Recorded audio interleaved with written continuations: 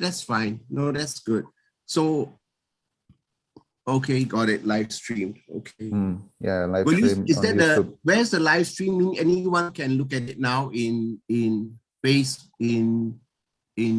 or what? Yeah, in YouTube. On YouTube.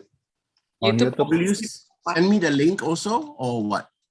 Okay, I will send you the link. It's actually on our Visip Unpad's YouTube channel, and I will share the link now.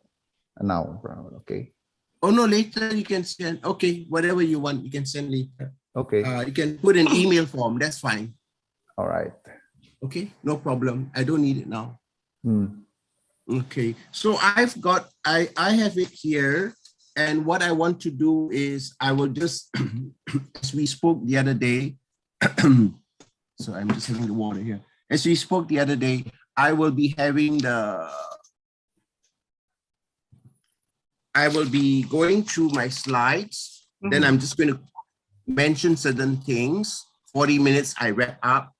And then after that, I pass on to Ibu Riani, and then Ibu Riani, you will look at the Q&A and I will look at the chat room as well, and then we'll answer questions. So if I forget anything, you can say, oh, Pak Suresh, what about this question or something like that? Yeah, because you are the moderator. Is that okay?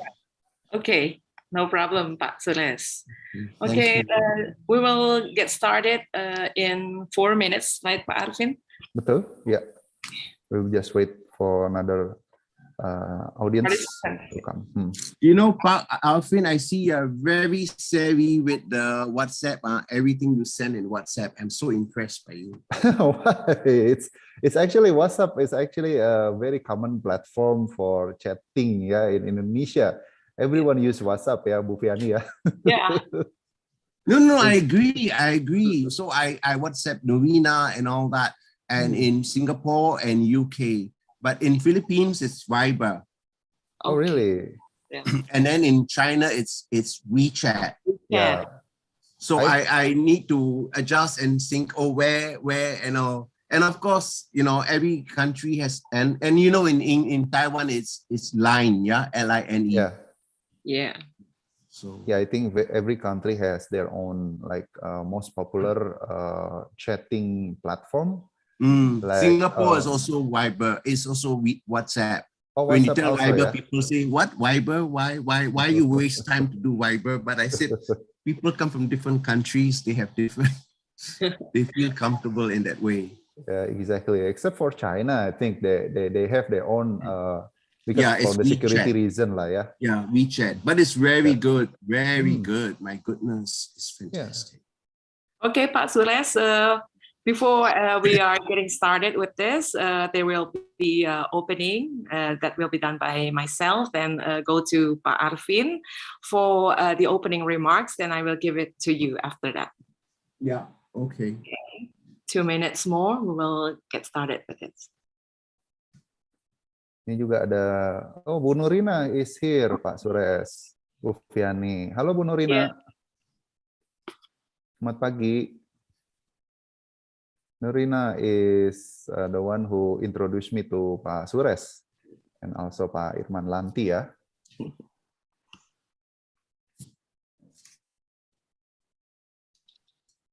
Pagi Pak Arvin. Pagi Bu, hatur nuhun, terima kasih nih Bu. Sama-sama, senang. Saya juga mau belajar lagi nih. Mungkin ilmu saya sudah karatan. Aduh, kita yang harusnya belajar ya Bu Fiani ya ke Pak Suresh, Bu Nurina. Pengen dapat nih proyek-proyeknya. Banget ya nanti apa presentasinya, karena ya it was 20 years ago or probably more, Suresh, when we were working together. Yes, I tell you, history is very strange. We make connections and we meet from time to time. Yeah, so actually I was lobbying him for the change of the accountability mechanism of the ADB. So we were on the other side of the equation actually, but somehow we clicked, and yeah, I think the end result was quite good. Yes, you know, Pak Alvin, I met Norina in Manila, in DC, in another place. Oh my goodness, all over the world. She was so active globally on this project. So well experienced in all project. Hopefully we She's can very get. good. She's very good. Very good. Terima kasih Bu. Sudah tua, Pak. All Membalap, right, Bu. it's 9 o'clock already, Okay, Pak Bu Fiani. Arfin, Pak Suresh. Shall we get started? Yeah. Okay. Bismillahirrahmanirrahim. Assalamualaikum warahmatullahi wabarakatuh. Very good morning, everybody. I'm very pleased to be here today and welcome to special webinar, International Financial Institutions and Economic Development Project Cycle and Anti-Corruption. This webinar is brought to you by Department of International Relations, Faculty of Social and Political Sciences, Universitas Pajajaran. And I am Viani Puspitasari, the faculty member of Faculty of Social and Political Sciences, Universitas Pajajaran, and also I'm the researcher at Center for Security and International Studies, FISIP Pajajaran University, and I'm the moderator for this webinar. Dear students, colleagues, ladies and gentlemen, we are very fortunate today to have a distinguished and prominent speaker who will deliver lectures on international financial institutions and economic development.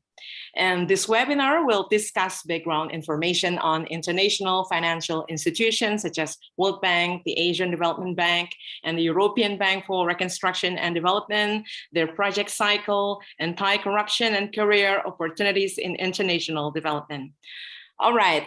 Before we get started this forum, let us hear an opening remarks by Head of International Relations Department, Faculty of Social and Political Sciences, Universitas Pajajaran, Dr. Arfin Sudirman. Pak Arfin, please welcome.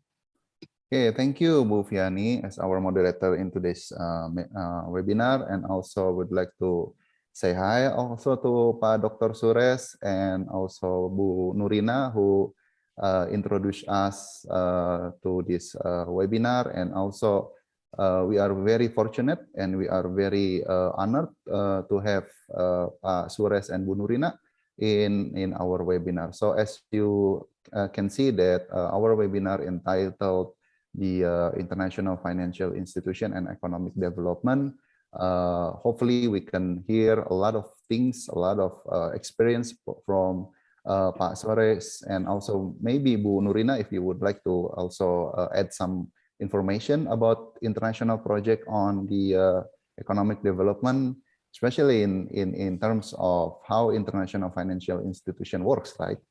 Because actually, Bu Fiani and I we kind of, I mean, in Indonesia, I don't know in Manila or in Singapore, but international financial institutions such as IMF or World Bank kind of have bad experience in Indonesia, especially during the international monetary or Asian monetary crisis in 1998.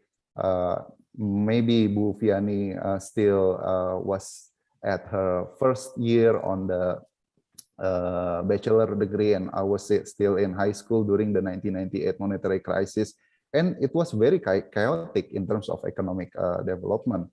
Poverty are everywhere, but we would like to hear more about how international financial institutions such as World Bank or IMF really works in terms of assist or help the economic development in Indonesia during that years also.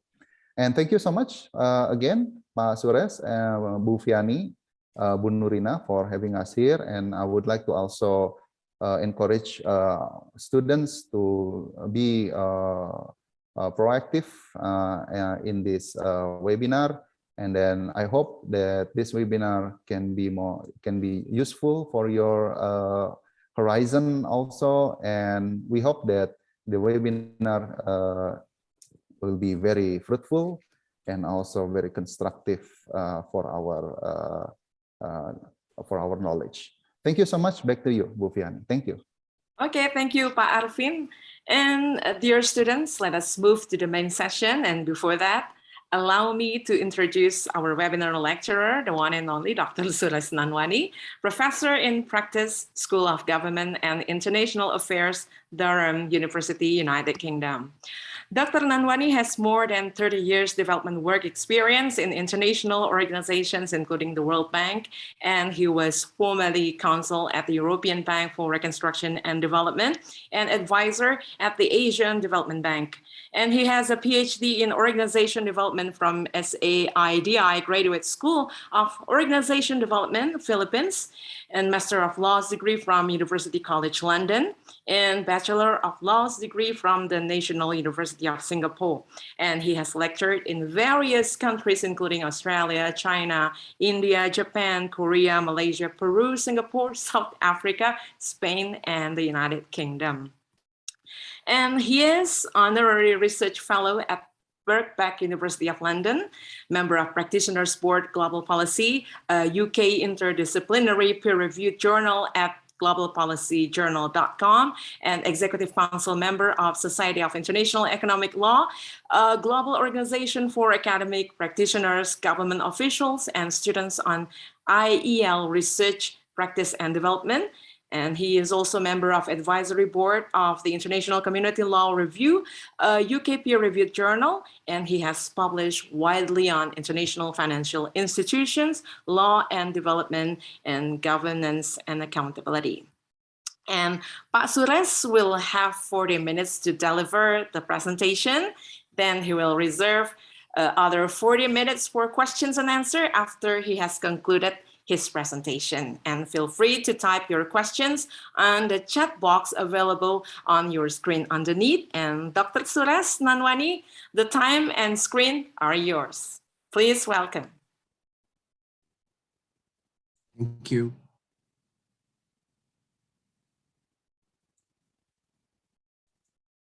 Can you see me now? I just want to be clear. Yes. Okay, very good. Thank you. Thank you very much, Pak Arfin and Ibu Riani, and to all the participants. I have 40 minutes and I want to make it short as well. And I'm just overawed when you read out my information, because it's like, for the first time, I'm actually hearing it. And I felt really embarrassed, yeah. Because, you know, it's like when you look yourself in the mirror, you say, oh my God, this is terrible. Like, really? Really? And, you know, I have very mixed emotions. I don't know what they are, but they're very mixed emotions. But I want to thank you.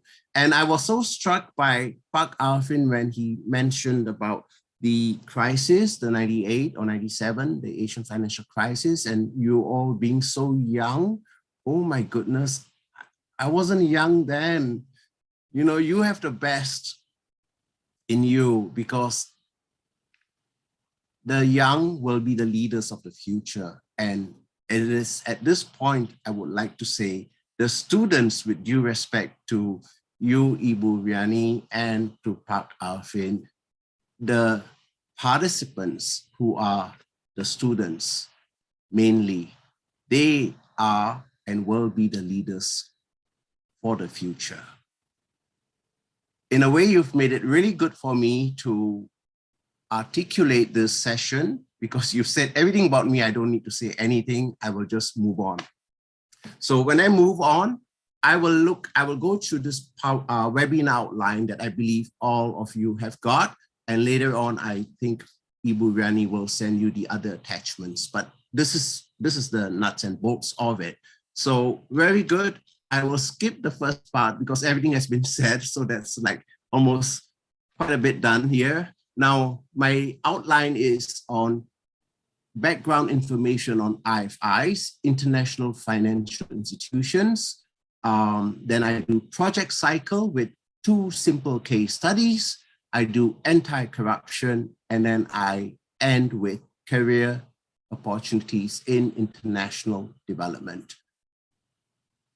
I want to say that when I talk of IFIs, I mean international financial institutions. So if I do lapse into acronyms, please forgive me, but this is so common. Like when I was in Indonesia, we say Bapenas, we say that, and then we'll say, what does Bapenas stand for? What is, you know, the acronym stand for? And then we say, this is just the way it is. You just have to add it up and it becomes a word. You can even pronounce it. So there you are. Okay, so we've got IFIs, and I've listed the the websites that you can easily look at for reference. So let me go to the introductory note. Now, as we all know, we hear the World Bank, and then that was how it all started in the sense of IFI history.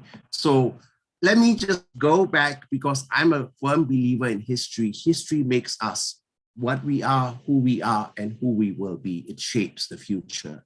So we go back to Second World War, 1940, ending in 1944. And then we have what we call the Bretton Woods institutions. So a lot of destruction, a lot of reconstruction needed to be done. So we have the IBRD and IDA coming up, which is the concessional window. So IBRD and IDA. So IBRD is this, IDA is this. So both constitute the World Bank, but they are different institutions, but they constitute the World Bank. IBRD is ordinary loan, IDA is concessional loan for very poor countries. And I'm not just singling out for the sake of singling out, like Bangladesh. Yeah, that's a very poor country. Many African countries are poor countries. And then when you have poor countries borrowing, they get concessional terms that I refer to here in the notes, means there's a no interest charge. Repayments are stretched over a far longer period, 35 to 40 years, including a 10-year grace period.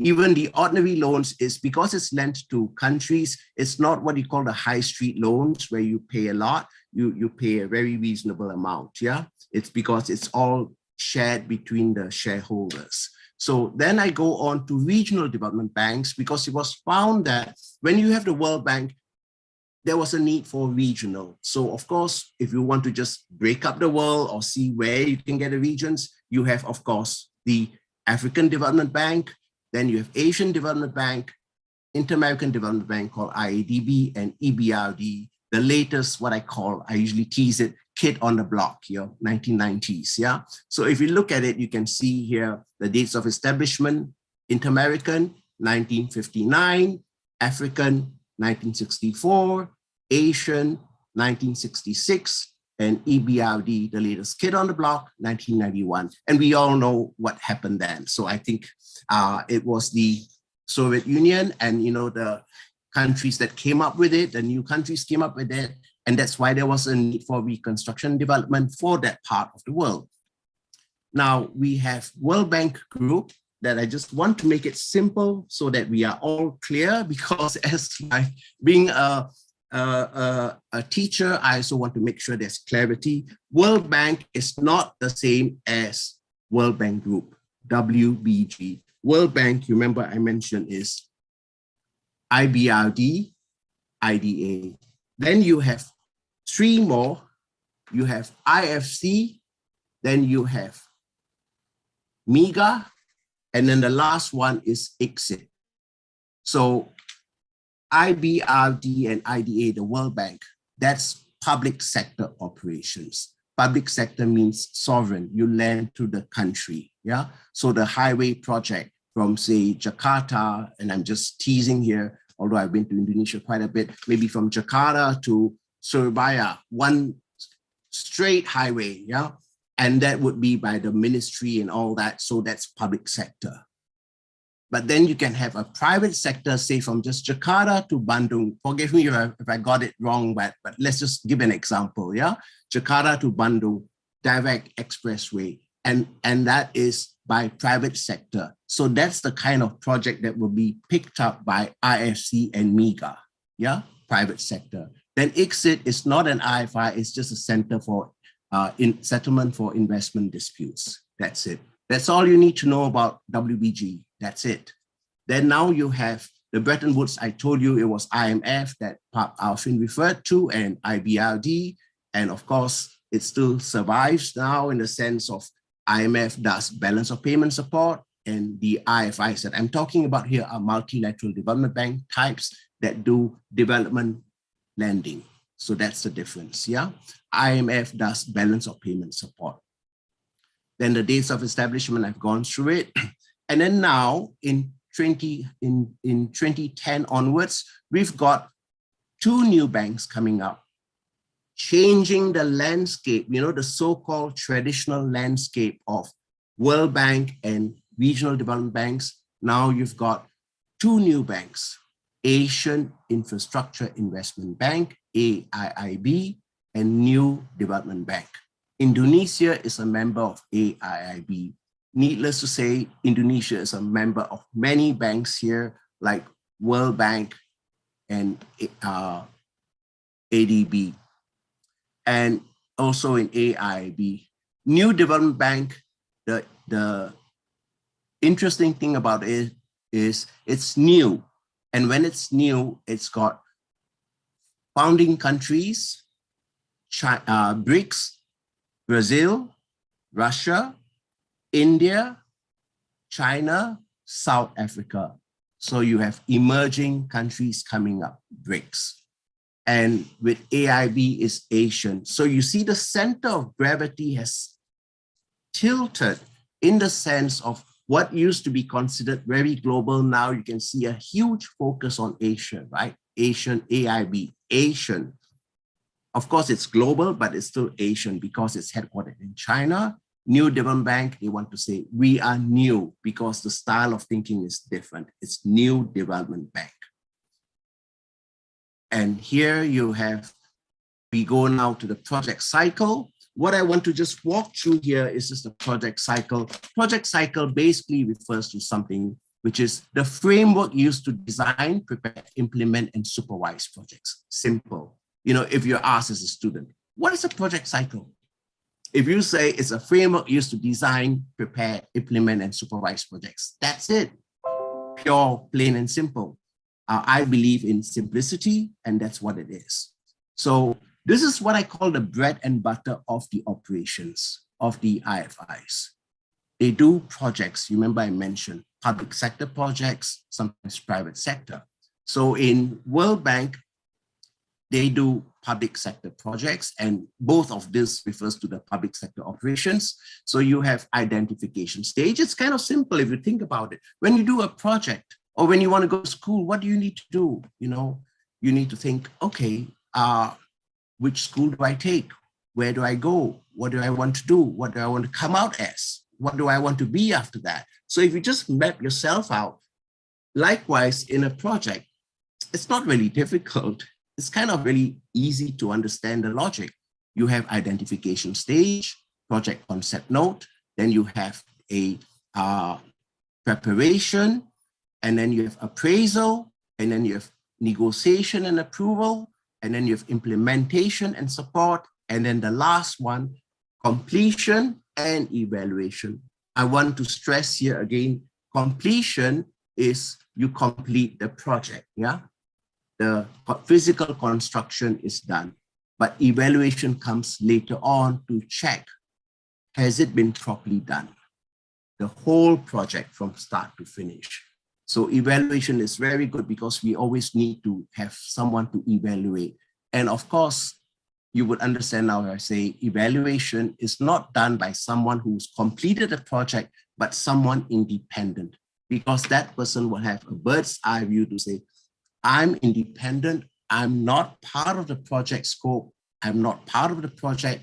I will look at it from my angle and see what went wrong, what went right, and I look at it against the whole institution to see how the institution can learn better from that. Yeah.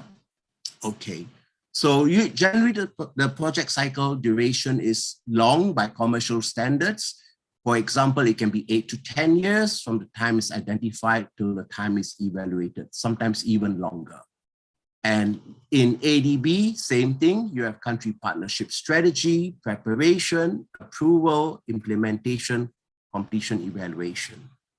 I then now go to two examples here. And when I do this, I just want to highlight that the World Bank, which is this enhanced justice sector services project in Mongolia, it's a justice project. It's at the evaluation stage that I've got the evaluation report out, and it refers to country partnership strategy, design, implementation, completion. That's what I want to just show you that, yeah? Similarly, the other one is in ADB. strengthening legal education and judicial training in Maldives. This time it's a technical assistance project, which I did. And it's done at a completion stage, not the evaluation. And it refers to National Development Plan, design, approval, implementation, completion, and evaluation would be done by evaluation department. Yeah. So let me just go here to show you what I have here. So this is the Mongolia project. And if you look here, it talks of transparency and accountability. Very important. These are very important concepts in any MDB, Multilateral Development Bank. And then when you see of the restructured components, you see the next year borrower contribution. This is something I want to highlight. When there's any project, public sector project, you always want a borrower contribution to show country ownership is one of the reasons. Because when the borrower contributes, they also have a stake in it, yeah, in the project. And then next you see here implementation, which is what I mentioned in the project cycle. In this case, it was slow, but remember this is an evaluation report. So they are commenting on something that they have a right to comment. They thought it was slow, so they mention it. And then you have a midterm review, which is again part of a review, but it's midterm in the project because it's good to take stock of what's going on in the project. And then you go on further, you see country partnership strategy. And then you see here project objectives at project initiation and completion. And then you have here again, relevance of project design. So it's a design of the project. And then you have here, I'm just skipping it down again. I'm going further down to just show you the bit here on here, quality of supervision here. So just give me a minute while I just scroll it down here. Quality of supervision. So it's the supervision of the project. Bank supervision missions appear to have been timely. However, quality of supervision is uneven and not well recorded. So, you know, would you imagine a project completion saying that? I doubt, maybe, but when you have evaluation report, they can be critical, and because they're evaluating, they will see things differently, yeah? And then you have government commitment, which is so important. Government commitment. And then you have here implementing agency. So you can have here implementing agency. You know, when I think of this, I'm thinking of Indonesia now because I'm talking to you guys. You know, Cipta Karya, I don't know whether it exists. Is it still around? Cipta Karya? You know, CIPTA, Karya, Cipta Karya. It was involved in the road projects before, in the highway projects before. So again, here you have M&E, you have implementation and utilization. And then you scroll down again, you will see more. You will see the ratings. This is where the rating is. So you can see that the ratings were given by the evaluation. And here the evaluation rated the borrower's performance from moderately satisfactory to moderately unsatisfactory. And the evaluation actually said the quality of the completion report was unsatisfactory. Yeah. And then you have next one, the very last page, you have the lessons drawn. So this is really interesting because it says here, the changes in agency operations are dependent on changes in institutional culture, which often takes longer than the typical lending project cycle. Remember, I mentioned 8 to 10 years. So in a justice sector, it takes longer because it's a law and development project. If you think about it, when you do a justice sector project, you know, you're going to affect the way the country has its justice system. You can't do it overnight. It takes time. The country has taken years to grow to be where it is. If you want to do it just in one project, my honest answer is it's not easy. It will take time. You have to change the institutional culture. And this is where I want to say you have to be very careful because you're dealing with a country. Don't impose a new system. No, no, no. Listen to the country, feel the pulse. What works for the country best? And don't think what you know will be best. No, check with the people, check with the government, check with the stakeholders. If you're doing a law project, which I'll do later on, like in Maldives, you check with the local lawyers what kind of subjects should be offered at the university, because they have great inputs. You don't say what should be offered. You can suggest, but that's where it ends, a suggestion. They will tell you, this is what we need. This is what we need. Then you adjust and you listen to the pulse of the country.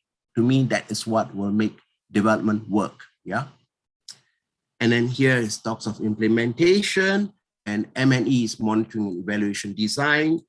And again, they say where implementation capacity is weak, this is what you need to do, which is true. You know, that's why a country is developing. They have sometimes may have weak implementation capacity. So it is your task as a project team leader. And, you know, I invite now the students, one day you may end up in working in a bank, and you will know what it means because you come from Indonesia, you know what it means. Always strengthen the institutional capacity, because that's the best way you'll get results for the benefit of the country. I now go to the next one in Maldives, and I'll make it a bit faster here. In Maldives, again, you have here this education, legal education and judicial training.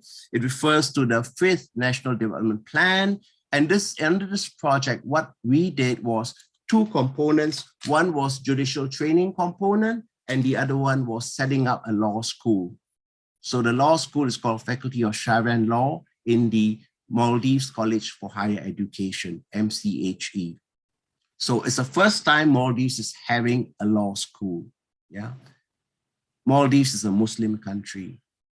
Sharia law governs for personal law, but they have other laws, which is what I call commercial law, which is basically UK law or international law based. Yeah. So we were opening up, having a law school and giving curriculum. This is why I mentioned the need to work with the local practitioners there. Of course, you also have to work with the executing agency, which is Ministry of Finance and Treasury. You also work with the Ministry of Justice, the Attorney General's Office, and of course, the MCHE, Maldives College for Higher Education, because that is where the FSL, Faculty of Sharia, was located. Yeah. And then here again, you have the objective of the TA. And then here you have 2 legal components, the one I mentioned to you, legal education and judicial training. And then I talk of implementation arrangements, and then the design here. Yeah. So you can see it goes back to the project cycle. Yeah. So TA was designed appropriately, and then there was strong supervision and effective coordination. That's what I think I did. I went every year, and you know, it was such a pleasure for me when I went there at the graduation, and the girls, I would say girls, because a lot of girls got educated in the process. When we started the project in 1999, there were just 3 female lawyers in the country. By the time this project ended, and there's an article I wrote that I'm happy to share with you, or you can check in Google, it is amazing. There were about 40 female lawyers. To me, this is the best part of the project. You know, it's got nothing to do with legal education. It's got to do with something very specific, and that specificity is female empowerment. When you have only 3 and now you have 40, wow. And I distinctly remember, they would say, Mr. Nanwani, I never dreamt I would be a lawyer in my country. You know, the chances are, I never thought I was going to get, I never thought I'd get a chance to be a lawyer, to work in my country, to have legal education in my country. I would have to go overseas. Sometimes boys get it. And now I'm a lawyer. Wow. You know, I mean, it's not like a full lawyer, but whatever is good enough for the country. And that was fantastic for me. Yeah. And then you had here, initial implementation was difficult because there were delays in the provision of the premises, but that can happen every time. You will have some issues, but you need to see what can be done to fix it. Yeah. And then the best thing here, I thought, was the linkage arrangement. We made it such that when the people in Maldives because it was a faculty. They wanted us to give a law school, but we say with LLB, we said, no, it's not possible because you're so young. You can only give diploma, that's fine. But then if you want, we can help you. So when they finished the diploma, ADB assisted by linking it with a Malaysian university where they do extra years and then they get an LLB. And it gave me such pleasure when I saw the students with LLB go to other universities to get LLM. And I said, my God, this is fantastic. Yeah, you know, baby steps, but baby steps become big steps in the process. Yeah. Okay, I end on this. And now I go back to the slide here. If you are asked, what is the most important stage of the project cycle? What do you think it is? I'm just curious because, you know, it's going to be interesting what you think. And of course, what hat you wear, right? Whether you're a team leader in a bank or whether you're the Ministry of Transport or whether you are the Justice Minister or whether you are an advocacy and civil society organization, you know, different people think differently. And that's the beauty of it. They look at it from different perspectives. So I just want to open the debate. There's no right or wrong answer. It's what you think and what you think would be the case, yeah? And how you can suggest improvements. The next one I want to go through is anti-corruption. And for anti-corruption, officers have, IFIs have got various officers, so they deal with fraud and corruption. EBRD has one, ADB has one, World Bank has one, African Development Bank has one. So here, let me just go quickly on this. It all started in 97, 96, when James Wolfenson, the World Bank president, said, and let's not mince words. We need to deal with the cancer of corruption. Powerful words, cancer of corruption. When you hear, you get a chill down the spine. My God, he's actually saying it. You know, sometimes countries are very shy. They will say, we don't have corruption. What are you talking about? And then, you know, we get very embarrassed and say, okay, I'm sorry. You know, it's just so embarrassing, right? But you want to say, we want to make sure there's a corrupt-free environment. But now it's easy. I remember because I was in ADB in the law and development group, and I distinctly remember a commission assisted a commission set up in Indonesia to deal with anti-corruption. There was a governance effort, yeah, accountability. So it's okay because the country say we want it. Because who loses out? It's the people. When the banks pay the money to the institutions for the projects, whose money is it? We can ask that later on, but the money really belongs to the people. It's what I call the taxpayers' money, yeah?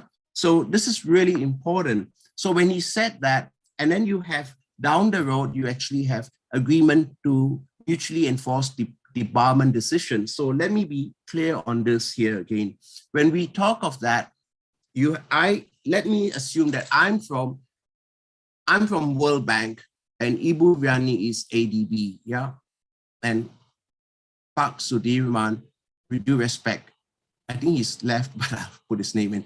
Okay, he's going to say he's a bidder for a World Bank, for ADB contract, yeah? ADB, either a consultant or a contractor.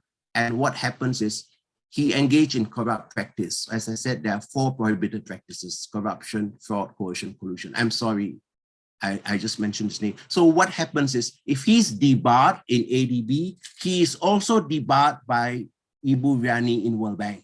It's called cross-debar, yeah? So now putting it in me, if I am Suresh Nanwani and I'm a bidder and I bid for World Bank, Ibu Vianney, and I'm found to have been guilty in fraud, I cannot participate in any World Bank project. And now Pak Arfin and Ibu Nurina is EBRD. I am cross-debarred from participating in their projects. Do you see the effect now? It's all what you call sharing resources. If you're cross-debarred in one, you are found guilty in one, you are also sanctioned in the others. So they all join hands to say, we want to be united and this is what we think, yeah? So this is really serious. And now I want to do this project called Padma Multipurpose Bridge Project. This was a project in Bangladesh. It was approved by World Bank, IDA, because it's Bangladesh, Remember I mentioned concessional loan and ADB. But after approval, there was credit cancellation by the World Bank. And then ADB and other co-financiers like JICA, not an unfamiliar word in in Indonesia, Islamic Development Bank, you must have heard of it. It's another development bank and it's headquartered in Saudi Arabia, and Indonesia is a member. So they also withdrew, canceled, and the government contribution was 560 million. We're talking of big money amounts, right? Because the total loan was, the project was 2,915 million. Can you imagine that size? Yeah. So it was approved by the World Bank, but because of corruption allegations, what happened, to cut a long story short, Bangladesh government was given 4 things to look at, and they only complied with 2, and World Bank said, sorry, we are not satisfied, we cannot move on, we have to cancel the project. That's in the press release, if you look at that, the frequently asked questions, yeah? So I'll go to that, and you can actually see they were asked, and then they were said, no, they couldn't do that, because they were asked for 4 things to do. This is the 4 here. First, and then second, and then you have the third, and then the ultimate, and then you have the 4th, yeah? So now finally, yeah? So this is really a project where I think it's sad, or it's really striking. It shows that all the time that went to it, and World Bank was the lead co-financier. It took about 10 years to even reach this stage because of the documents preparation, yeah? The Padma Bridge project is running through the country, linking East and West and all. It's really a complicated project. It takes time, efforts, and all that, and it had to be canceled. You know, I think it's sad, but there you are. So what happens? Do you also not lend to Bangladesh later on? No, the answer is you can use the institution will still lend to Bangladesh for education, other projects, because just because it's one project doesn't mean the country should be penalized. It's still a shareholder, but it raises interesting questions, right? If you do a project now in Bangladesh, you know, you might want to be very careful as a team leader. Have you made sure that there are governance checks on it, yeah? So the next one I want to reach is career opportunities. So there are IFI websites, World Bank. I know I'm speaking to a crowd that's really diverse. I've got about 4 minutes or 5. So if you just let me finish it off, and 10 minutes, within 10 minutes, I should be done. Ibu Riani. So you have World Bank programs and internships. You have World Bank Young Professionals Program called YPP. And again, usually you have to, there's a cutoff limit of 32 years where after that, you can't join this program because they want to really make sure it's young by their standard, yeah? But young doesn't mean like 20 because you need to have a master's or doctoral degree, yeah? But I want to hopefully stimulate your thinking. If you think of a career development, you know, think of not necessarily the World Bank, think of other institutions. For example, you can think of World Bank internships. They do that twice a year, undergraduate degree, and enroll in full-time graduate study program. Fluency in English is required. That's usually a given. And Arabic, because it's the World Bank, you know, one of the official languages. So that might help in the case of Indonesia.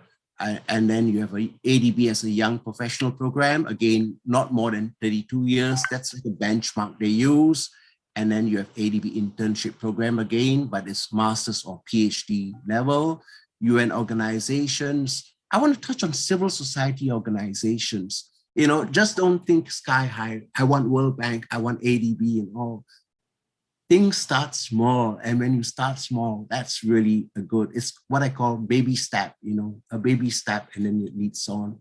You've got Bank Watch, you've got Bank Information Center, and we have a very illustrious person, Ibu Norina, who was from BIC, Bank Information Center.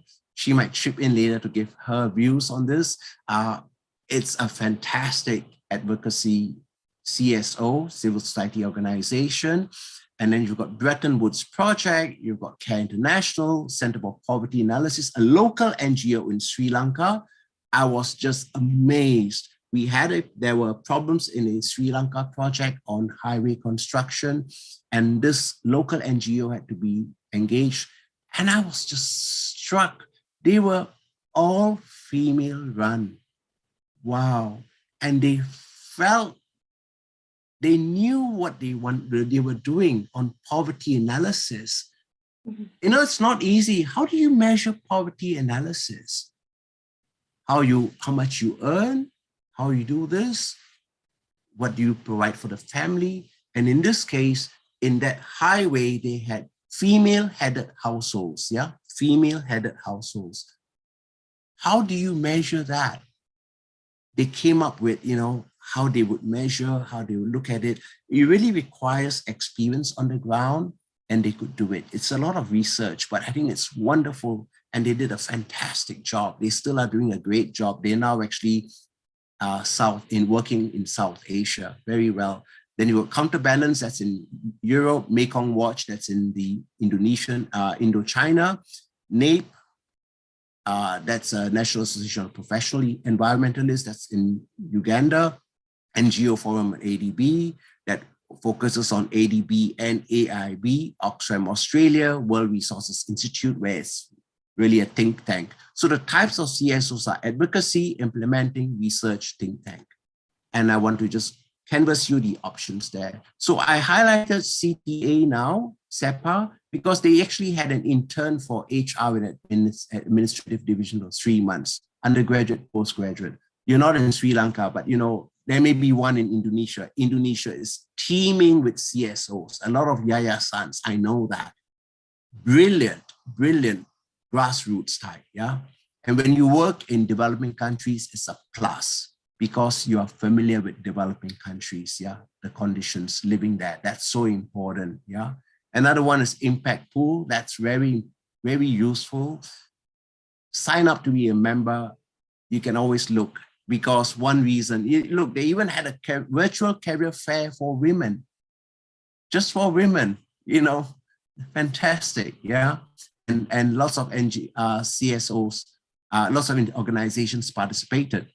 Then you have UNITA, United Nations Institute for Training and Research, and that one, they have a young leaders training program, and they have online program. You can actually sign up for that, first come, first serve. Look out for it. Keep your eyes open. Opportunities are out there, yeah? To me, the summation of this is, if you want to join or think of career in development, it doesn't have to be international organization. It can be a bilateral. What I think, in my humble opinion, is passion. You need passion. You need something to believe in. And opportunities abound. I'm old. When I heard the message earlier on, in bahasa Indonesia, it's like, oh sayang, saya sudah tua, ya. I feel malu sekali, ya, because I'm 66, yeah, malu. But I'm not malu in that sense, of course. I just say it with a joke, yeah.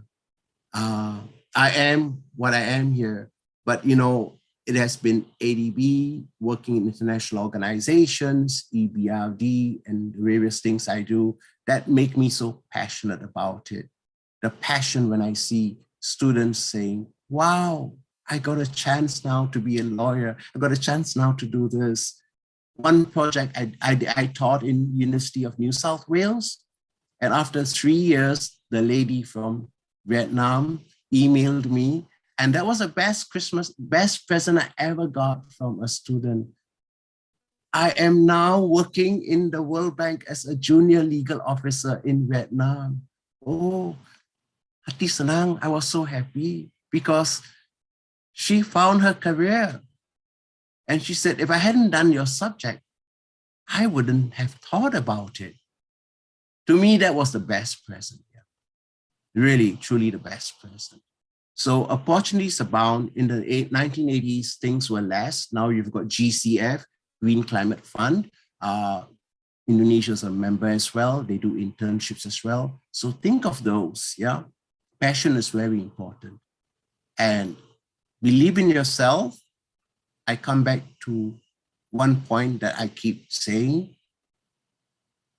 The students of today are the leaders for tomorrow. I end on that note. And I will stop sharing the screen. I'm back. All right, thank you very much, Pak Suresh, for this remarkable explanation. And we got many, many broad horizons on international finance institutions.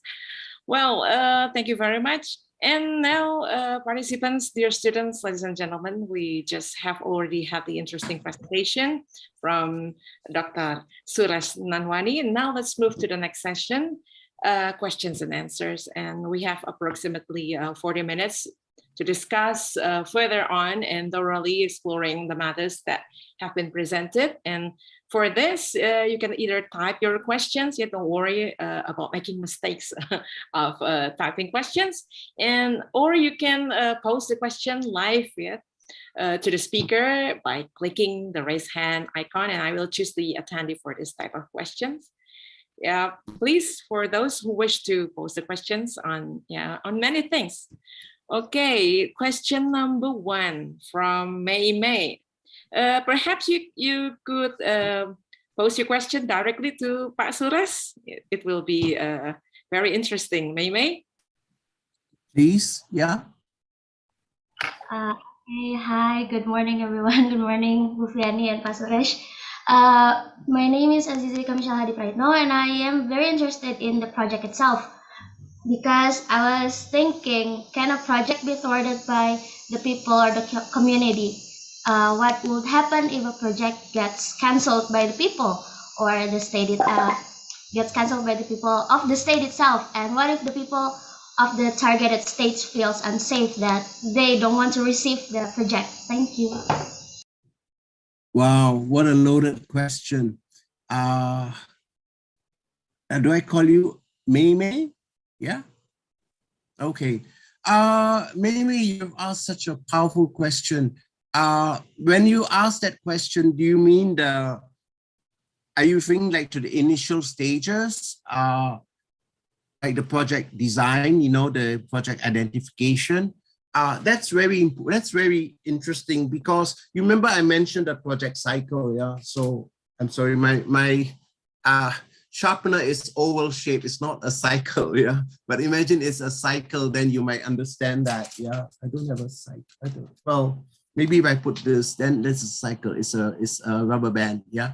So, okay, we have the project design stage, right, at the top. And the identification stage. So when the project is identified, it's what you call country partnership strategy. World Bank uses country assistance strategy. Different banks use different terms, but they mean the same thing. Country partnership strategy, partnership, country assistance strategy. It's the same, yeah? They just use different words. So, okay. If one key principle when you do project financing, when I say you, I mean IFI, like World Bank, ADB, EBRD, African Development Bank, you always need to make sure that for public sector, for a project, you must have the consent of the borrowing country. Yeah. That's so important. It's what you call contract law. Yeah, contract law. Offer acceptance, there's offer, there's acceptance, then there's a contract. So if the borrowing country doesn't objects, you cannot have a project. Yeah, that's why it's identified. So your question actually is interesting. You're going down to if the people don't want it, yeah, but who's borrowing the project? For the project, it's the country, right? But I think it's interesting, very challenging. If the people don't want, why is the country having a project for that particular area, if you know what I mean? I think the people should say, we don't want this project, or whatever it is they want to say. Yeah, we want something else, because why are you having a project for you if you don't want it? I don't know what that project is, but I think it's interesting. But certainly the people voices would be there, because when it comes to the appraisal and feasibility study, it's going to be interesting, right? Assuming Ibu Riani is the project team leader, and she goes there and then she talks to May. May say, "Saya tidak mau, I don't want a project. Saya tidak mau, I don't want." Then poor Ibu Riani will say, "Oh my goodness, the project beneficiaries don't want the project. Why am I doing this project?" So she'll go back and write in the report, they don't want this project. I meet so many people and they don't want this project. I meet the Panghulu, the Dato, the one who's the head of the village or something, and they all don't want the project. So if everyone doesn't want, the head doesn't want the project, why is she doing the project, right? So it's going to be interesting. I don't know what the dynamics would be. Poor Ibu Riani will probably have to go to Bapenas or someone and say, "Oh, they don't want the project. So can you tell me who do I work with? How do we have the local communities involved in the project, like through committees and things like that?" Because when you do a project, you must, of course, engage the local communities, right? So you have a village head, and then you have the various committees to devolve the project down. If you don't have that community support, how will you have the project? Yeah, I think it's very challenging. Yeah, but I hear you, and I think that's absolutely important. You must have people involvement. Absolutely. Thank you. Lovely question. My goodness. Wow. Okay, thank you, Pak Sules. Is there any questions from other participants? I'm sure that you have many questions, yeah. But yeah, it seems like you are not sure, yeah, whether you can answer it directly or not. Or maybe, while waiting for another questions from the students who seems like still try to type their questions on the chat box, I would like to ask a question for you, Pak Sules. Sure. Yeah, what makes me interested is about the women empowerment and women entrepreneurial. Yeah, perhaps you can share one of your experience while handling the project in some countries about the dealing with the women empowerment. Perhaps you have some experience that can be shared here with the students. And what is the biggest challenge for women in doing the projects, or in tackling down the problem with their financial conditions in their country? Okay, I'm just putting down the notes here. Okay.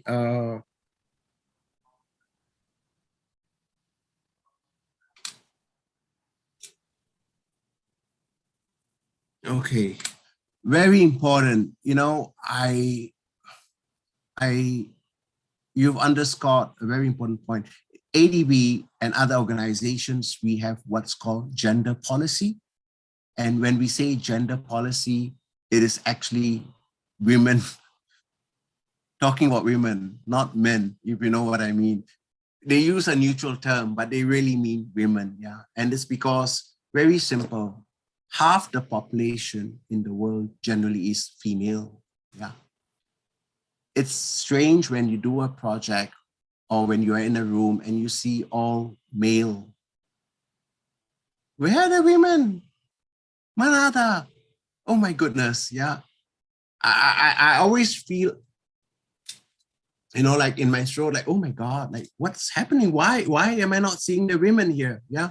So it's very important. So of course, in the earlier years in IFIs, you would notice there were less women in terms of women being employed. So when I joined in 80s, very few. And I think it was maybe 10, 15%, but now it's like 30 something, maybe more. It's definitely going higher and higher. So you see job applications, women are actively encouraged to apply. Very clear, loud and clear. It's called what I consider positive discrimination or affirmative discrimination. It is fine. No one can say tidak boleh, no one can say this is wrong, because this is the right way to go. Yeah.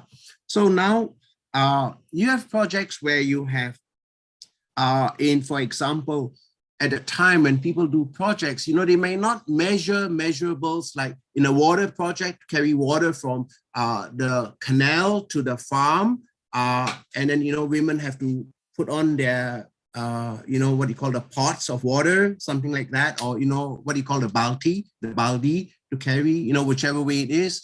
And they don't measure that as part of the project cost. And that's important because women are part of the project. They use the water. There should also be a costing done, a benefit analysis done. You pay attention to that. Yeah. And then the other one is a project in Pakistan. We went there for a project, and I was just, it was just amazing because it was a semi-arid area, and it was the men we were talking with, the chiefs and all that. And women, you see women in a distance and they are all walking in a line, and then they wear the purdah and all, and you don't communicate with them because the village leaders said, no, you just talk to us. Just talk to us. We know the issues. But we discussed within the team, how can we not hear the women voices? Because we need to hear them speak, right? But they said, no, because we have to be sensitive. They for cultural reasons, they don't want us to communicate. So we came up with a plan where we had women folk in our team who could then talk to the women in their, the word is called zanana, which is like the women's area. Yeah. So the female members could talk to them and understand and get in. And there were also interpreters, female interpreters. So that helped, obviously. And then you hear their voices. And, I think that's so important, right? Because you need to hear, what are they saying? How are they dealing with issues like education, taking care of the children, their own issues, women issues? That's important. You need to hear their side as well. So that's very important. Yeah. I cannot underscore the need to have to hear voices, especially the voices of the women, because one simple reason, it's half the population.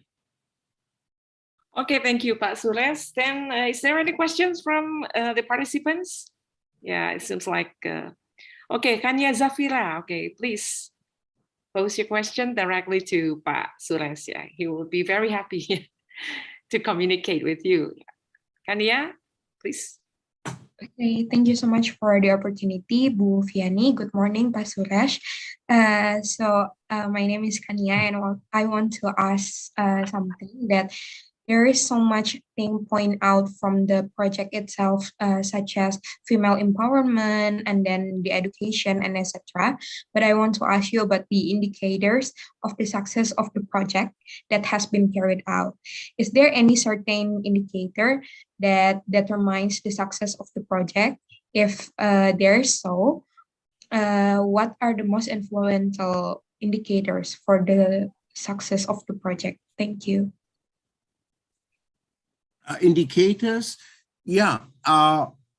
The indicators would be, I didn't go into that in detail because you're asking a very specific question. It's so good. If you look at the project, you remember the evaluation report I showed you from the World Bank? And if you look at the earlier report where they presented that report to the board of directors, it's called the project appraisal document, or the project or report and recommendation of the president in ADB. That's the name. In World Bank is called project appraisal document. It's mentioned in the in that project cycle. At one section, they would say, what are the indicators, how to measure the project, It's what you call the monitoring and evaluation framework. They call it different names, the concept. So you can see what would be the indicators. And it's just not the indicators of success. I applaud you for being very positive.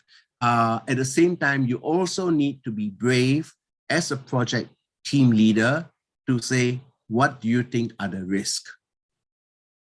Because you need to identify what can be the shortcomings. Not that your project is bad, but what can go wrong? What is it you think you need more in the project?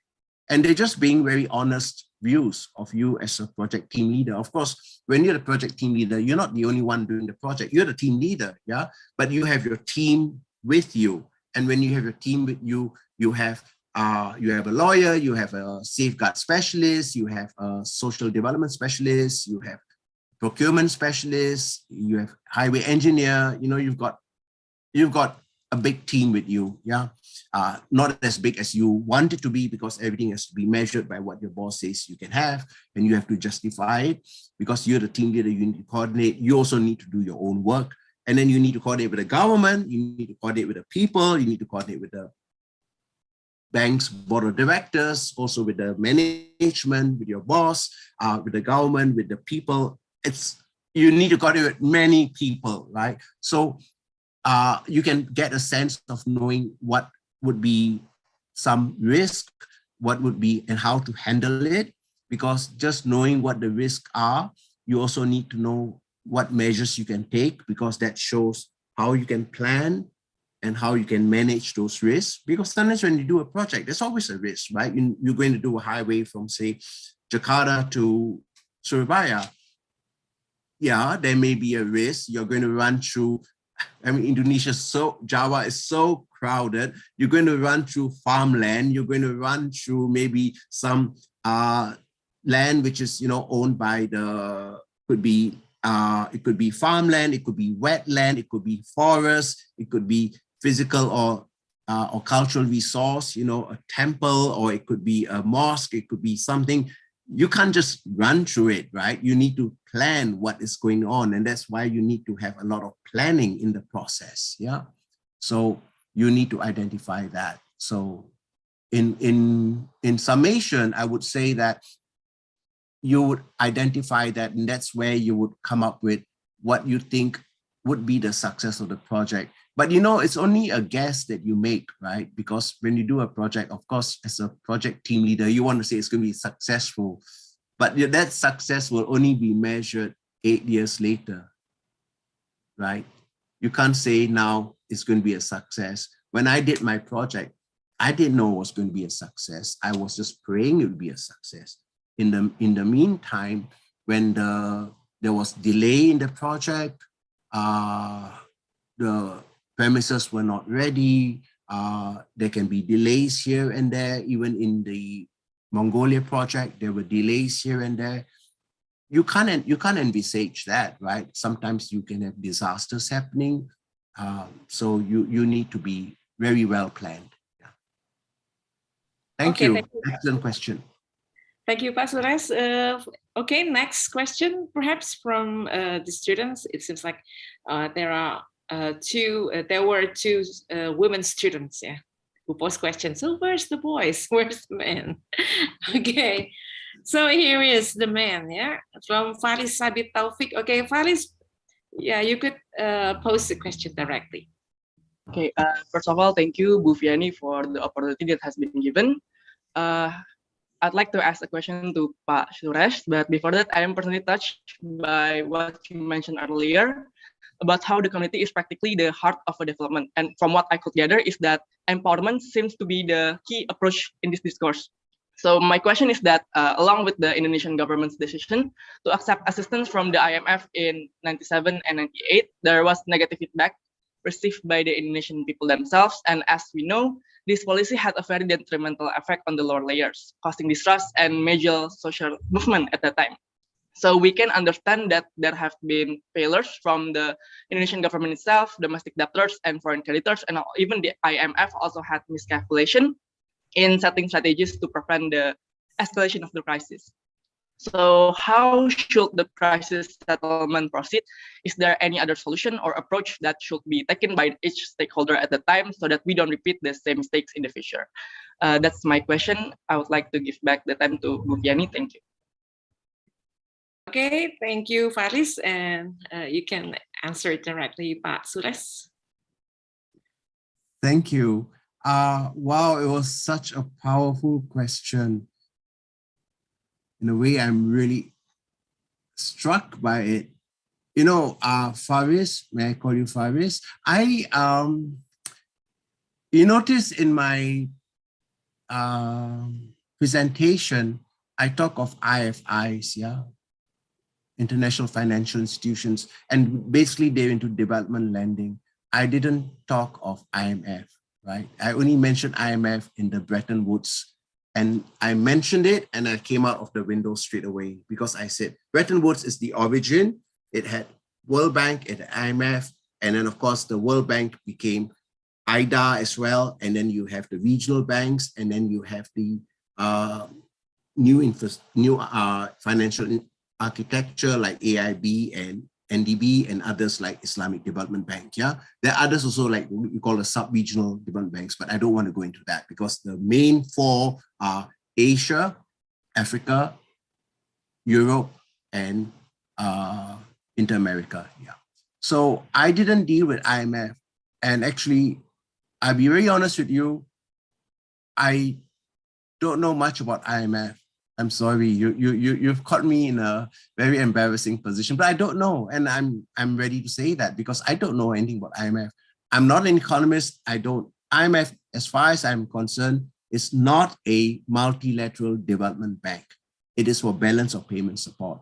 It's got a different framework, yeah? So I wouldn't even, you know, the two are not even on the same wavelength, if you know what I mean, because they don't do development projects. Yeah, it's balance of payment support, which is different. If you look at development banks like World Bank, ADB, Islamic Development Bank, I'm sure, European Bank, their focus is generally on poverty, right? It's poverty. So in ADB, the mission is to reduce poverty. It's very clear, yeah. World Bank as well, you know, and then they actually say people earning $1.25 and then what is the rate, the parity rate and all that.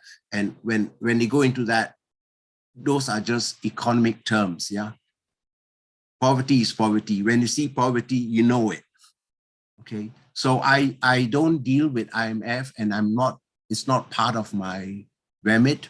So I take the point that you said there was negative feedback on the people. This is really interesting. And you said that the IMF has miscalculation. I really don't know anything much about that. So it's sorry, I can't possibly add more, but I would think that hopefully lessons have been learned and maybe those lessons learned would be progressive in a sense of making sure that, you know what, we all, because I'm in Asia as well, we don't have this financial crisis again, right? Because that's the last thing we would want to have. We're already having COVID and it's so difficult because now the project lending would before be what the projects are. But now all of a sudden you can see, right, the priorities because of the pandemic, instead of saying, I want to borrow for a highway, I want to borrow for education, I want to borrow for social sector, like health. Now it's like, I want to borrow for the mask, I want to borrow for vaccines, right? It's different because the focus has changed. And that is the most, what you call the national priority, right? The responsiveness. So you can see the dynamics have changed, yeah. So I'm sorry, Faris, if I couldn't answer with you more, but I'm trying to look and see what was it.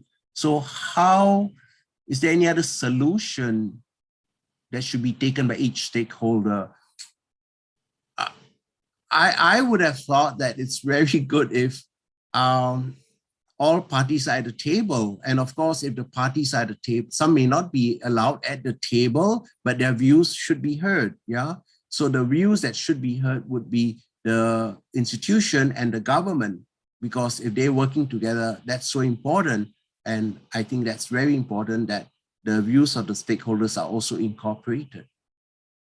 Very important for me, just like I mentioned, yeah, when I did my project, you listen to the views of the local practitioners, because if they tell you, you know, we think this subject is not good, it's better for Maldives to have this subject, listen to them, because they're the local stakeholders. And I hope I'm listening to the right people also, if you know what I mean, right? Because another group can say, no, another subject is important. So I'll say, you know what, you guys decide and tell me, yeah?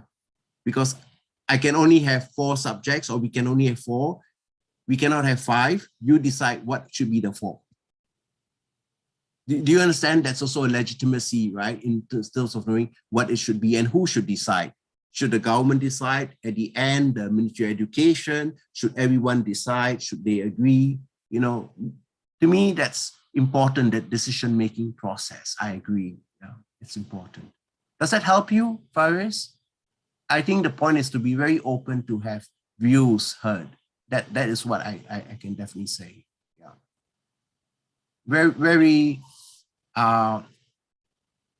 Very incisive question, and I really appreciate you asking it. I think it's very important in terms of how do you feel the right mix is there. Tough question. I'd love to know if you are a project leader one day, or you're a leader one day, how you would do that. Seriously. I think that's so important. Thank you. Okay, thank you, Pak Suresh. And we have Ibu Nurina Widakdo. Yeah, perhaps she can add some more information, something to the discussion. Yeah, Bu Nurina, please. Yeah, terima kasih. Thank you very much, Bu Vianney. Good morning, everyone. I have to say that I'm struck by the questions, very good questions. And of course, you are lucky to have Pak Suresh, as part of the discussion. So, Pak Suresh, is it possible for you to say something about the safeguard policies later on? Yeah, I think it's important for the students to understand why we have safeguard policies and what it actually means. But in general, maybe I can introduce myself a little bit. 20 years ago, I was part of the global movement to demand the accountability of the international financial institutions. Because if you remember, maybe not, Kedung Ombo, does it ring the bell? Kedung Ombo is one of the cases that brought the attention on the negative impacts of international financial institutions at that time to the local people. So that was perhaps 20 years ago, but the point is that there are things that international financial institutions lending to a country can bring negative impacts. Of course, with all developments, we all mean good things, but it doesn't mean that bad things cannot happen. So the safeguard policies will be there to protect that kind of situation. Now, why civil society organizations, community groups, NGOs are working to demand accountability from the international financial institutions, which the fact is a foreign entity to the country. So that is what we call the politics of IFIs. Why Indonesia or Indonesian civil society, quote unquote, borrow the hands of the IFIs to improve our own national policies. So that's one on the improvement of the policies in general. Of course, we can also talk about the negative impacts on the finance, on the economic situations, like one of the participants just mentioned. So we talk about the big pictures on the politics of the IFIs. Then we can go to the second layer, which is on the technicalities of the subject matters. If the project is on legal issue, of course, we have to have a good understanding on the legal matters and what it means when it comes to legal development for a particular country. But what is also as important as the first two things is the project management issues. Project cycle, as Suresh mentioned earlier, is very good. We need to understand that, but the nitty-gritty in each step is very important, especially in the early stages. Being an activist in the past, I always look at projects in the pipeline because that's where the best opportunity to prevent things to go wrong. If the design is right, hopefully the implementation will be right. But of course, it doesn't stop there. It will also have to be supervised, monitored in the implementation stage. So these are the 2 or 3 things that you guys as a student need to understand: the politics, the subject matters, the particular sector topics, and the management overall. If you ask Pak Suresh those questions, he can tell you this and this, the good experience, and perhaps also the challenging experience as well. Let me stop there. Okay, thank you, Ibu Nurina, for your explanations. Well, there are 2 questions that coming in from Hauzan, Muhammad Hauzan. Yeah, you can pose the question directly to Pak Suresh. All right. First of all, thanks for the opportunity.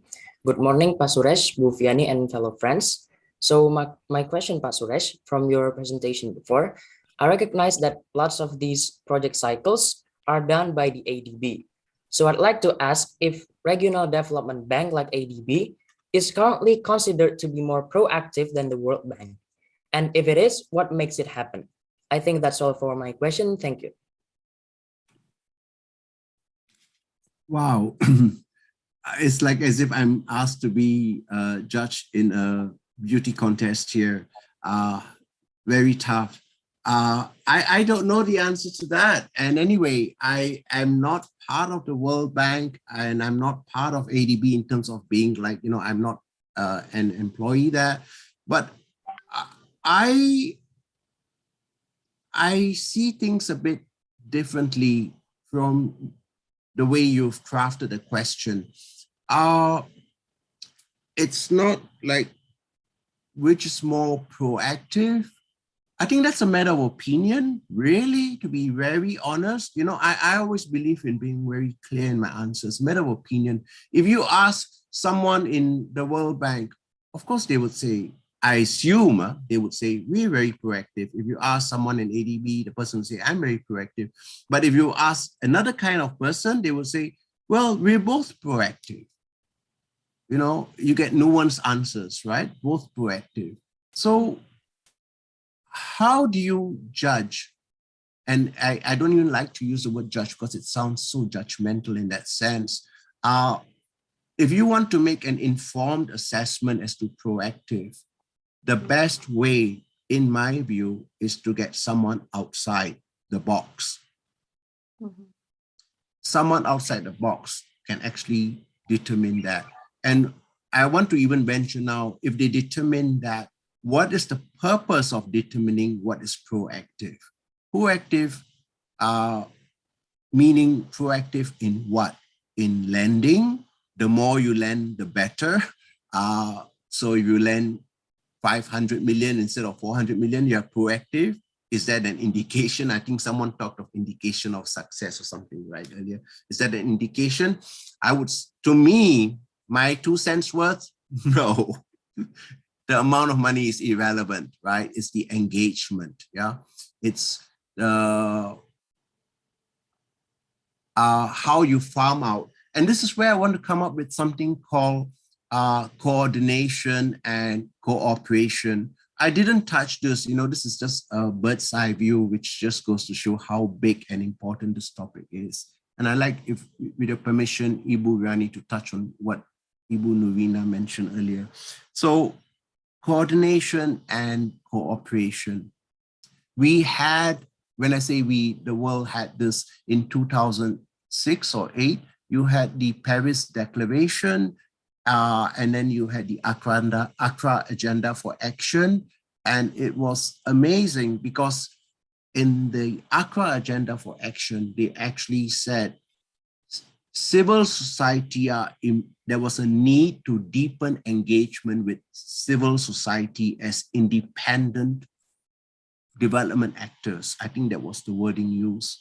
And it was so powerful, right? Because civil society wasn't there in the earlier days. I think Ibu Nurina alluded to that, like an unsuccessful or controversial project in Indonesia. I think Kedung Embu, she said. So, the voices were made by the people. When I say people, again, I have to be careful, right? People means who? Everyone? Anyone? No, you need to have a representative. And sometimes when you have a representative, you can have the other side of the coin saying, I represent people and not this side represents people. It gets very complicated. So I always take it with a measure of salt, yeah? But it's important to hear the overall context. So I think here, the coordination and cooperation that comes out in IFIs, and you remember the anti-corruption I mentioned, that was one excellent way where it happened. Mm-hmm. I wish this had happened years ago, in the 80s and all. But maybe the timing was not right. IFIs was trying to just come up with what they did, and then, they co-financed, then they learned from each other, and in the process, they actually learn. So it's really a learning process, right? And I think that's what it's all about, learning. But you have now very clear coordination, cooperation. So, just let me jump forward now. Paris, you had the Glasgow, right? The COP. I'm happy to share it with Ibu Riani. You had in that conference, you had in that 9 MDBs joined hands and issued a statement together. Wow. And they were saying, this is what they will do for climate action. This is what they agreed. 9. Look at the one I sent. I think you had about 5 or 6, yeah? The president signed off on that document for that cross-department. That's what I call engagement, being at the same level, reading together. Yeah, that's very important. So I think it's very important that you actually see that. And then you can measure whether it's proactive. And I think it's actually good for proactive if you actually give it to think tanks to look at it, because they will do it by objective yardsticks, yeah? Does that answer your question? It's very, very good. I think you've really, it's what I call research and analysis, yeah? So it's what I'm doing myself. So I need to also be on top of it. So I agree with you, yeah. Does that answer your question, Hausan? Yes, it does answer my question. Okay, thank you. Can I allude a little bit to what Ibu Nurina mentioned earlier on? Is that okay? It ties in with this. She mentioned about the project management early stage. She thought project cycle was so important, and that was one of the questions I flagged right in my presentation. And I'm glad she said that, because I'm of that view as well, but, some people might say evaluation is important, right? Because they want to see the development outcomes for the bank or for the institution. But sometimes if you want, it all depends which side of the fence you're on.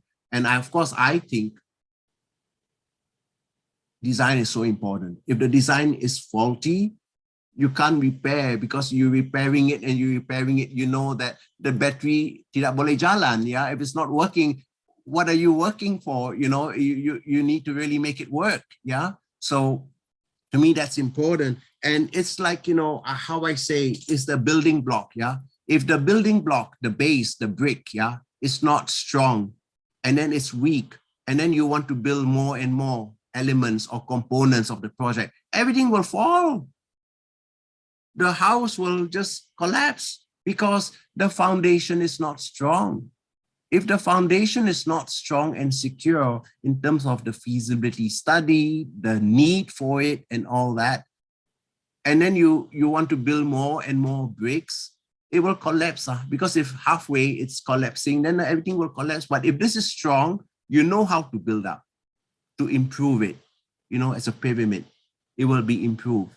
Because this is foundation. Everyone knows this is it. How is the best way to reach the apex is a matter where people can decide. When I say people, I don't mean just people. The government, the various implementing agencies and all can decide what is the best way to do. Yeah. it will always be a challenge as to what is best, right? People can have different views. Yeah, even in the same house, people can have different views. But when you have consultation, that's fantastic. The last point I want to mention, she mentioned safeguards. Very true. So you've got safeguards that, you know, years ago in 70s and all, they were not strong, but now they're absolutely strong. There's a lot of clamor for safeguard policies. And I'll just mention involuntary resettlement, indigenous peoples, environment, gender as well. Those three, involuntary settlement, indigenous peoples, environment, are so crucial. The others are important as well, but those three are so fundamental. You know, I always just cite them off. You know, they're so important. You need them because, and they can come up with many manifestations, right? Social resources, cultural resources, etc. They're so important, the safeguards, yeah. And that's what is here. I just want to show you this book here. This is something, it's called The Practice of Independent Accountability Mechanisms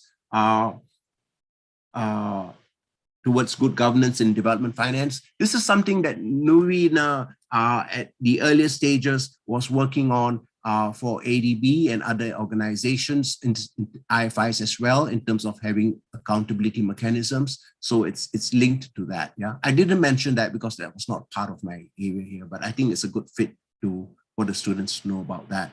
You've got actually Indonesian projects that actually went through accountability mechanisms. So we can discuss that some other time. Yeah, thank you. Okay, thank you, Pak Suresh. We have other two questions. Sure. The one from Mutiara Aprilia. Perhaps Mutiara, you can pose the questions directly to Pak Suresh. Okay. Okay. Thank you, Bu Fiani, and for the opportunity. Good morning, Mr. Suresh and Bu Fiani. My name is Mutiara, and I would like to ask questions related to the corruption issue. So my first question is, what is the specific strategy or approach from international financial institutions that have the best impact to help countries, especially developing countries, to tackling the corruption issue? And would you please explain more about the procedure when IFIs wanted to help certain countries that dealing with the corruption issue? Thank you. Thank you. What should I call you? Mutiara? Yeah. Yes. Okay. Very clear, your question. Excellent. ADB has a specific policy called anti-corruption policy. If you go to the ADB website, you'll just see anti-corruption policy. It's there. In fact, if you hit, you'll see there. AIB has also got an anti-corruption policy. If you go to AIB website, you'll see in the front. Same too for AIB. And when they talk of corruption, I want to also be very clear. It is not, the corruption is just not in the country, like when the loan is lent. Okay, let me be clear. If the bank lends money for a project that's used for a highway project or education project, it is very clear in the documents, in the legal agreements, in every project documents, that the proceeds of the loan must be exclusively for that project, for purposes of that project. That means if it's for an education project, it must be for education project as provided in the agreement or in the project documents, not for health project, even though it may be good, because it has to be for that project. It's very clear. You might say like, why? But it's okay, right? If it's health. No, it has to be for that project because this is a education project. It must be for that education project, yeah? So that is provided for in the agreements and then in the policies. And then in the covenants, do you know what are covenants? Like conditions or terms and conditions? They provide sometimes actually usually they do it now, to say that the borrower, meaning the country, must comply with the bank's anti-corruption policy, or even with the country's anti-corruption law, because sometimes the country would have that, and usually it may well have that. And it's very clear. Actually, it's interesting that you raise it now, because I think years ago, I don't know whether Indonesia had it. Maybe it has now, I'm not sure. But I remember I mentioned earlier on when they wanted to have anti-corruption commission for a commission of inquiry for anti-corruption, they approached ADB and there was a technical assistance for that. Yeah. So my sense was there was none before. Yeah. But that's okay. You know, everyone has to start from the beginning, right? You know, so, and then sometimes you would even have clarity, like, okay, in a case of a project where there is known to have some issues, they will be clear to say that if the implementing authority issues contracts, they must disclose that contract award within X weeks of the publication of that award of the contract. So everyone knows, yeah, transparency. It's all called transparency. So it's called good governance, where you have elements of elements of participation, accountability, transparency. Those are very important elements. And actually now, you know, it's interesting when you look at documents now from IFIs like World Bank, ADB, etc. They keep talking about that, because that's so important. That's so important. It is like, you know, I want to use the word mantra. It's just like a mantra. You always say good governance, right? You mean that. And I was talking of the debarment issue. You remember, of bidders like me. I want to bid for a contract and I engage in fraud. So I cannot be, I'm debarred by Ibu Riani from the ADB. And because of that, I'm also debarred from Ibu Nurina from World Bank because of that joint agreement that they have. So that's showing harmonization and also cooperation, right? Really, we're taking a tough stand, you know, out you go. And that debarment can be, the sanction can be maybe 2 months, can be permanent, you know, it all depends on the kind of wrong that I did, yeah. It's judged by the institution. So even within the bank, staff have to have integrity. And so that's why you actually have also actions on staff when, if they are found to have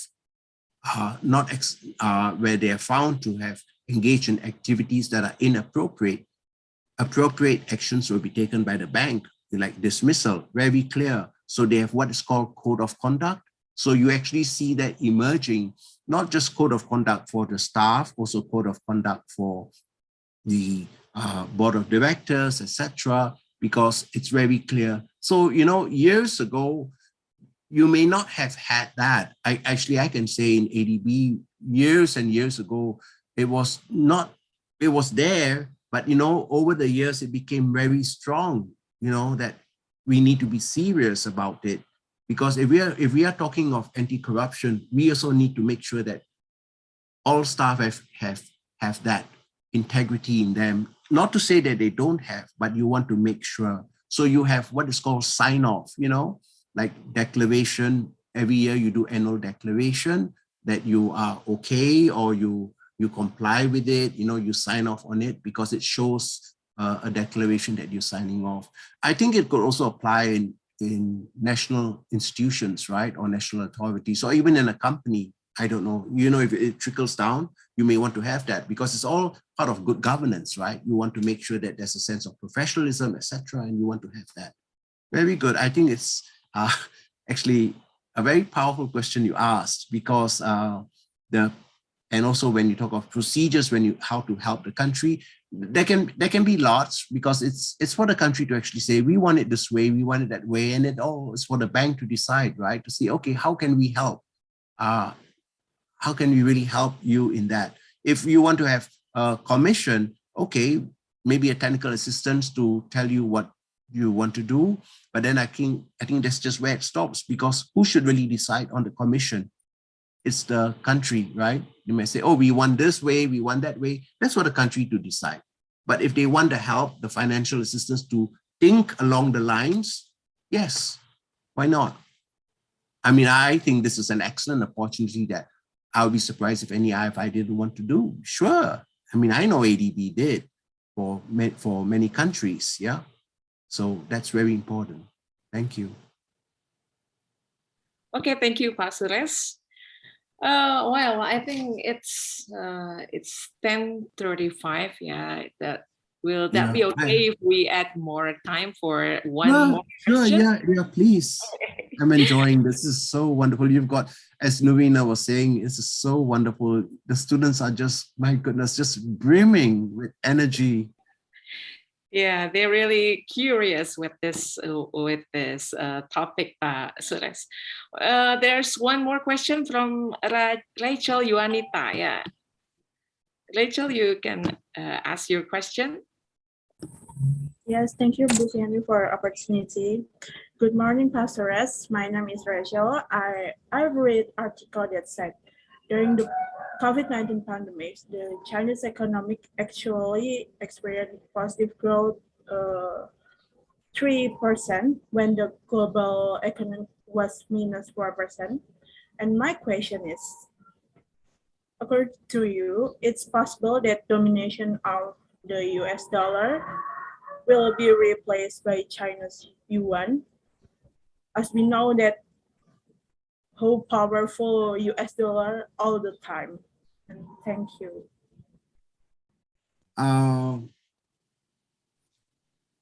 Thank you, Rachel. There's so much to be read now as to who's really experiencing a positive growth and who isn't. I see myself as a lawyer, but not as a lawyer, because it's in development and I've put on different hats in the process in terms of my doing organization development, etc. So I don't know when it comes to figures like, who's experiencing this and that. I read The Economist, and then I hope I'm right, that I'm reading the best thing possible, because The Economist is what I have my prejudice. I think it's good, or I look at certain, certain issues or certain publications that I feel very comfortable with, yeah?